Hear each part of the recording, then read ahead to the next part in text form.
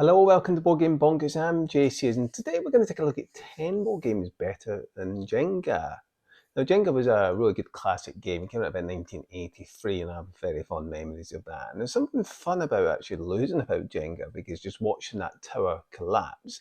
Now, in Jenga, obviously, you're taking pieces one turn at a time and out of the tower, and you're hoping it doesn't fall. But there's just something magical about that tower falling. Now, these games on this list are slightly different. They turn it on its head, and instead you're building blocks rather than trying to take pieces away.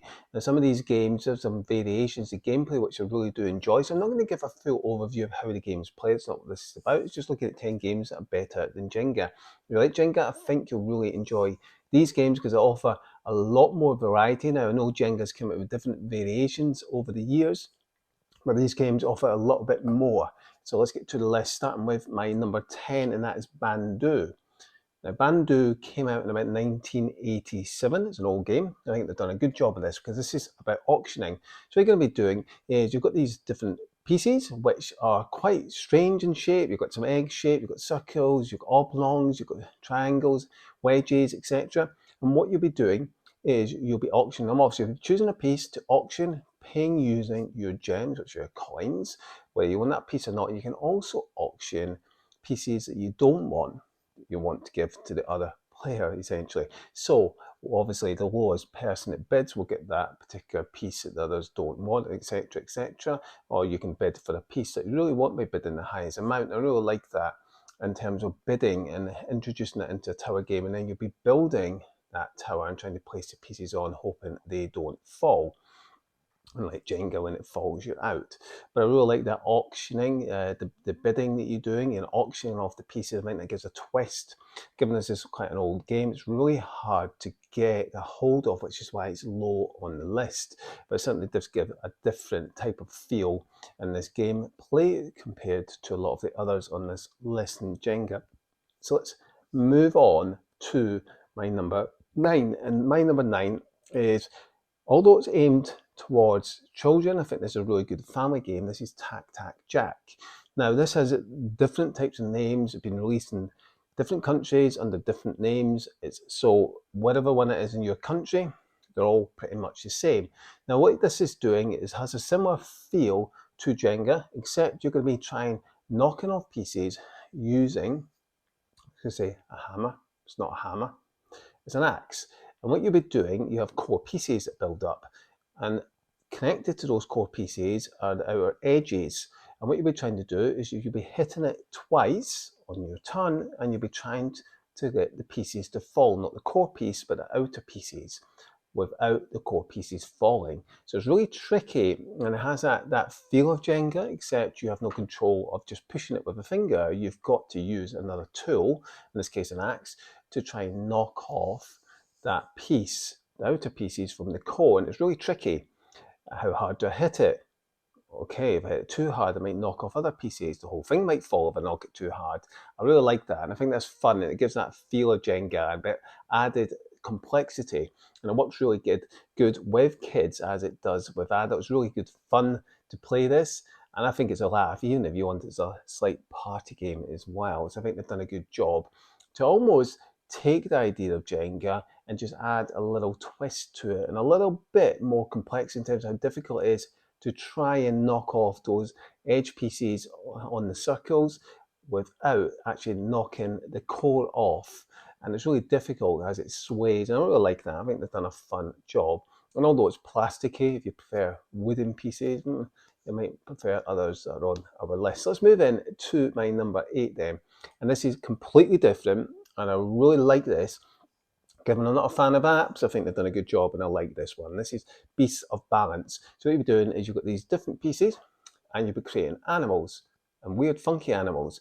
And when you combine animals, you'll be scanning that, and it'll go into the app, and then it'll give you a different type of animal, and then you'll score points. And what you're trying to do is score points. And you'll be stacking these pieces on top of each other, creating crazy animals. I think it's super fun, and it's great as you scan it in and you wonder, well, what kind of animal am I creating? I think it's fantastic. I think they've done a great job with this, and it has a nice family feel to it. And it's quite difficult to stack some of the pieces, but not quite as difficult as some of the games on this list. But certainly if your kids are on apps a lot, I think this is a good way to integrate that in a fun way. Now, it's not a game I would kind of bring out all the time, but now and again, I think it just gives a nice fresh feel compared to other games on this list. And certainly if you're looking for something a little bit more modern, it's one that's worth checking out. So let's now move in to our next one. This is called Gulo Gulo. Now, Gulo Gulo is completely different because you're not really stacking anything or trying to knock anything or trying to take pieces off a stack. Instead, what you'll be doing is moving on these tiles. So let me explain. You've got these tiles, and on your turn, you'll be flipping a tile over of a colour, and you'll be trying to take an egg out of this bowl. But here's the trick. There is already an egg on the stick. And if that egg on the stick falls, well, you go back to the previous piece in the previous colour you're at. So it's really tricky sometimes because you're revealing a tile and you're trying to move to that tile by trying to take that colour egg out of that bowl. Now, it sounds really simple, but it's actually a lot trickier because you're trying to make sure it's not the egg that dislodges, the egg it's on the stick, because that falls out, you're going back. You get trying to reach the end of the line. I think it's quite cool how they've kind of used a slightly different way of doing this. So yes, you're taking things off, but in a different way. So it just has a completely different feel, which is why I put it on this list. And it's dexterity, a bit like Jenga, it's dexterity, but although it's a completely different game entirely. But I think this works well, and I think this is fun with kids as well, and it teaches them those motoring skills. And decision making, which egg do I go for? Because if I go for that egg, it's going to dislodge it, but I really need that colour to move X amount of spaces. And I like that because you'll be moving back and forth throughout the game, and then you'll have more choices as more tiles get revealed and what colour egg you need. So it's quite fun, this good kids game and family type to check out. So let's move in to my next one. And this is certainly aimed towards kids, but I think it's great for families as well. Animal Upon Animals by Hava. And what I like about this, you've got this crocodile or alligator. You've got that as your base, and then you'll be placing pieces on it, but you've got to roll a die. There might be a 1 or 2 pits on there, and that's how many animal pieces you'll put on that alligator. Now, what is also on the die roll is, well, you've got other things like a hand, you've got a question mark, you've got other symbols which allow you to do other things, or perhaps it's your opponent gives you one or you give one to the opponent. There's also a rule in the game as well, when the animals fall, unlike Jenga, when you're out the game, you'll take up to 2 of those pieces into your collection, the rest go into the back into the box, which means that you'll have more animal pieces to place onto the alligator. And you've got another symbol, which is a symbol of the alligator on the die, which means you'll be placing an animal next to the alligator to make the base a lot bigger, making it easier to place animals onto it. It's a lot trickier than you think because some of the animal pieces are difficult to balance. But I think they've done a good job to, although it's aimed towards children, I think there's got enough to it and crunchiness for the family to get involved because you're rolling the die. Oh, God, I've got to do that. I've got to give them one to place on. Oh, I've got to build up the base. Which animal do I place next to the alligator?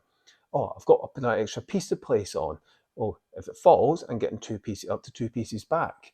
I've got more pieces to try and get rid of. I really like that. I think they've done a good job. It's super fun, and I like the fact that if it falls and collapses, you don't end the game. You keep on going. So I think they've done a good job, and I think the pieces look good. Nice, thick, chunky wooden pieces. Let's move into our next one, and this is certainly one of the most thematic ones, Meeple Circus. So you're going to have these tiles you'll be drafting, and you'll be taking that particular tile, and then what you'll be doing is taking the pieces and then building onto this board, this little circle. Once you've built that, you're then looking and taking a card and see if you make those objective cards that are laid out, and a particular sequence might be 2 circus people holding a ball, for example, and then you'll take that objective card. And that's essentially what you're doing. So there's a bit of drafting where you'll be taking a tile, there's a bit of building and dexterity where you'll be building up, and there's a bit of goal setting, a goal achievement where we're trying to achieve the goal cards that are laid out and seeing you can match one of them. So I like that, how they've done this, but it's in a nice smooth way and systematic in what you do. But I also like as well, it balances some of the pieces. It does feel thematic. You're balancing a ball because you're balancing an animal. Well, that's all thematic within a circus. I really like how they tied this dexterity game into a solid theme. So it's a big thumbs up for me for doing that, but also the drafting you've got, the choice and options are really good with all the tiles that are laid out. I really like that. Oh, lots of these choices, which one do I go for? But also you've got your goal cards, you're working out, okay, I want to try and create that, but so I need to get this tile. So I like that. I think they've done a good job of it, and I definitely recommend this for a more thematic experience.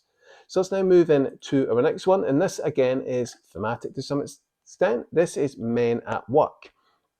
Like all of these games so far, or certainly most of them, you'll be stacking again, and except this is thematic in a way where you've got these workmen with hats, because they need hats, and you'll be balancing beams and all sorts of bricks and etc. Try and balance them. What I like about it, if anything drops and falls, you're not out of the game, except you've got these certificates, safety certificates, and you'll be using them for each piece that falls. Now, when you run out of safety certificates, well, then you're out. So what you'll be doing in your turn is you'll be drafting a card, and it'll tell you you've got to try and do this.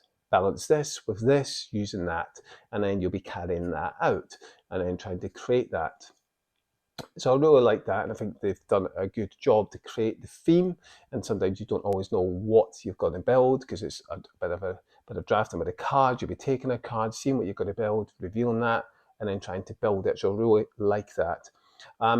I think they've done a good job to keep it quite simple with the pieces as well. They're fairly straightforward. They're quite long usually. They're quite simple to balance to some extent. But when you're balancing it on the workmen, you can't balance it on the hats, but you can balance it on their arms. That's a little bit tricky sometimes, especially when the weight distribution, you've got to take that into account. And what you're going to do as well, where you actually pieces fall and you pay using your safety certificate, the other players actually got to try and get those pieces from underneath, because it's a risk, of course, at work. So you're going to try and get those pieces back without touching and knocking anything off. So I like how they've tied this theme in to it, and they've simplified how this rule set works and what you do. There's no really symbols here, it's more text and telling you what you do.